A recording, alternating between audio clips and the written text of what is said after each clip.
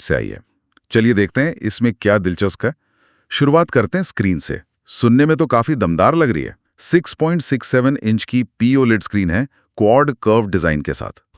Super HD plus resolution और 120 hertz refresh rate भी है। 120 हर्ट्ज, अच्छा। और हाँ, 4500 निट्स की पीक ब्राइटनेस, मतलब सीधी धूप में भी शायद दिक्कत ना हो। हाँ, ये तो बहुत ज्यादा है। स्क्रीन पर गोरिल्ला ग्लास 7i की प्रोटेक्शन भी दी गई है। 7i, ठीक है। और स्क्रीन टू बॉडी रेशो भी करीब 96.3% है, काफी ज्यादा है। रिफ्रेश रेट के साथ HDR10+ सपोर्ट का मतलब है कि वीडियो देखने या गेम खेलने का अनुभव काफी स्मूथ और रंगों से भरपूर होगा। हाँ, स्मूथनेस तो चाहिए ही। और गोरिल्ला ग्लास 7i एक अच्छी मजबूती देता है, जो रोजमर्रा के इस्तेमाल के लिए जरूरी है। स्क्रीन तो बढ़िया है, लेकिन इसकी बॉडी और मजबूती के बारे में क्या?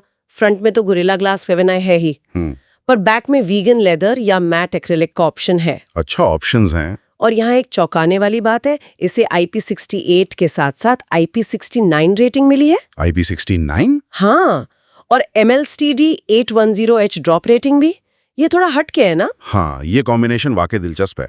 IP69 रेटिंग स्मार्टफोन्स में आमतौर पर नहीं दिखती, मतलब मैंने तो बहुत कम देखी है। सही, इसका मतलब है कि ये फोन सिर्फ पानी में गिरने से नहीं, बल्कि तेज धार वाले गर्म पानी के जेट स्प्रे से भी सुरक्षित रह सकता है। बाप रे। और MIL STD 810H सर्टिफिकेशन का मतलब है कि इसे गिरने, झटकों और तापमान के उतार चढ़ाव जैसी मुश्किल परिस्थितियों के लिए टेस्ट किया गया है। तो एक तरफ वीगन लेदर जैसा प्रीमियम लुक और दूसरी तरफ इतनी जबरदस्त मजबूती। हाँ, यही तो। ये सवाल उठता है कि क्या इस मजबूती की वजह से फोन भारी या क्या कहते हैं मोटा तो नहीं हो गया, और क्या रोजाना इस्तेमाल में ये बहुत प्रैक्टिकल है? सही सवाल है। खैर, अब परफॉर्मेंस पर आते हैं। यहाँ एक और पेंच है, चिपसेट अलग अलग हैं। अच्छा। ग्लोबल वर्जन में मीडियाटेक डिमेंसिटी 7300 है, जबकि भारत में डिमेंसिटी 7400, जिसे स्नैपड्रैगन 7S Gen 3 का रीब्रांड भी कहा जा रहा है। ओह अच्छा, रीब्रांडेड है शायद। रैम 8GB या 12GB LPDDR4X है, और स्टोरेज 256GB या 512GB UFS 2.2, जिससे 1 TB तक बढ़ाया जा सकता है। रैम और स्टोरेज की बात करें तो LPDDR4X और UFS 2.2 मिड रेंज के हिसाब से ठीक है, पर बेस्ट नहीं। हाँ, लेकिन ये सबसे तेज टेक्नोलॉजी नहीं है। मतलब मल्टीटास्किंग तो ठीक चलेगी, पर बड़े ऐप्स इंस्टॉल करते समय या भारी फाइल ट्रांसफर करते समय फ्लैगशिप फोन्स के मुकाबले, जिनमें UFS 3.1 या 4.0 होता है, थोड़ी धीमी लग सकती है। समझ गया। और इसी से जुड़ी बात, बैटरी कैपेसिटी भी अलग है। वो भी अलग है? हाँ, ग्लोबल में 5200 mAh और भारत में 5500 mAh। अच्छा, भारत में ज्यादा। तरफ देखें तो पीछे 50 MB का सोनी LY700C प्राइमरी सेंसर है। LY sensor, okay. जिसमें OIS यानी ऑप्टिकल इमेज स्टेबलाइजेशन भी है। OIS जरूरी है। साथ में 13 MP का अल्ट्रा वाइड कैमरा है, जो मैक्रो शॉट्स भी ले सकता है। अच्छा, मैक्रो भी इसी से। हाँ, फ्रंट में 32 MP का कैमरा है और दोनों तरफ से 4K वीडियो रिकॉर्डिंग मुमकिन है।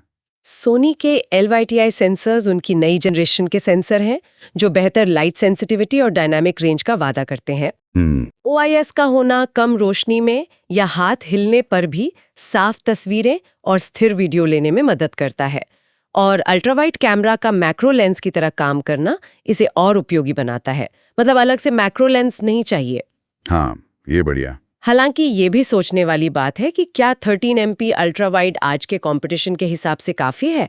आजकल कई फोन्स में ज्यादा रेजोल्यूशन वाले अल्ट्रावाइड सेंसर्स आ रहे हैं। ये भी है। कनेक्टिविटी में भी जरूरी चीजें हैं, 5G, latest Wi-Fi 6E। Wi-Fi 6E, सही। Bluetooth 5.4, NFC और डुअल सिम सपोर्ट, जिसमें एक eSIM का भी ऑप्शन है। स्टीरियो स्पीकर्स हैं डॉल्बी एटमॉस के साथ, लेकिन हाँ, हेडफोन जैक नहीं दिया गया। अच्छा, जैक नहीं है।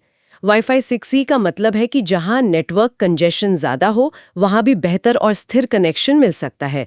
हेडफोन जैक का ना होना आजकल खैर आम ट्रेंड है, लोगों को वायरलेस ऑडियो की तरफ धकेल रहा है। हाँ, वो तो है। सॉफ्टवेयर की बात करें तो ये Android 15 पर आधारित Hello UI के साथ आएगा। Hello UI। हाँ, कंपनी ने 3 बड़े Android अपडेट और 4 साल के सिक्योरिटी पैच का वादा किया है, जो काफी अच्छा है। 3 साल का OS अपडेट, 4 साल सिक्योरिटी। हाँ, ये अच्छा है। सिक्योरिटी के लिए in display fingerprint sensor, face unlock और थिंक शील्ड प्राइवेसी फीचर्स भी हैं। ये लंबा सॉफ्टवेयर सपोर्ट वादा बहुत महत्वपूर्ण है। इससे फोन लंबे समय तक अपडेटेड और सुरक्षित रहेगा। थिंकशील्ड लेनोवो मोटोरोला की अतिरिक्त सुरक्षा परत है जो प्राइवेसी पर फोकस करती है। हेलो यूआई के बारे में ज़्यादा जानकारी तो नहीं है, पर उम्मीद है कि ये स्टॉक एंड्रॉयड जैसा अनुभव देगा जैसा मोटोरोला के फोन्स में अक्सर होता है। हाँ, उम्मीद तो यही है। तो कुल मिलाकर हमने देखा कि इस फोन में एक शानदार डिस्प्ले है, बेहद मजबूत बिल्ड, वो IP69 और MIL STD वाली बात। हाँ, इलाके के हिसाब से अलग परफॉर्मेंस और बैटरी, ठीक-ठाक कैमरे और लंबे सॉफ्टवेयर सपोर्ट का पैकेज है। साथ ही वीगन लेदर फिनिश और पैंटोन सर्टिफाइड रंग इसे प्रीमियम लुक देते हैं। बिल्कुल। इस फोन की सबसे अनोखी बात शायद यही है कि ये प्रीमियम डिजाइन और अत्यधिक मजबूती का एक क्या कहते हैं असामान्य मिश्रण पेश कर रहा है। सही।